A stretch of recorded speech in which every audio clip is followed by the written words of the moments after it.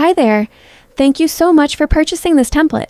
I hope this invitation becomes a beautiful, timeless surprise for your friends and family. Now, I'd love to help you edit it as easily as possible, so I've put together this quick tutorial to guide you through everything.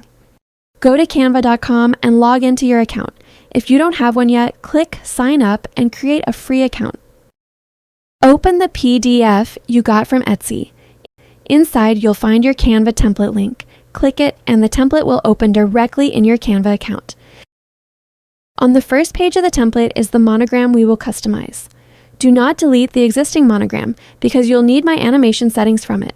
So make sure to carefully preserve all layers and effects. First, bring the letters from the monogram template onto the invitation template page by copying and pasting. Once you've brought your initials letters into the invitation template, adjust their size and copy my animation effects using Copy Basic Styles from the top bar. It has a paint roller icon. Then paste it onto each new letter individually. After you've applied the effect to each letter, remove the old letters and place the new ones in any order you prefer, making sure they're centered within the wax seal. And that's it. Your monogram is ready.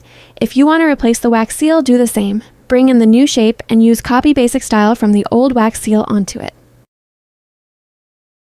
Now let's move on to editing the text. You can replace it, change the color, or try a new font if you'd like.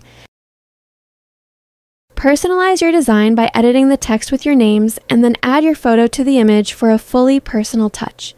Upload your image from your device. I'll choose something from Canva Elements to show you how easy it is to drag and drop it into place over the existing image for a polished, elegant look. Some pages in your template require personalization and text editing, while others are ready to use as they are. For minimalist invitations with a simple introduction, you will only need to edit one page.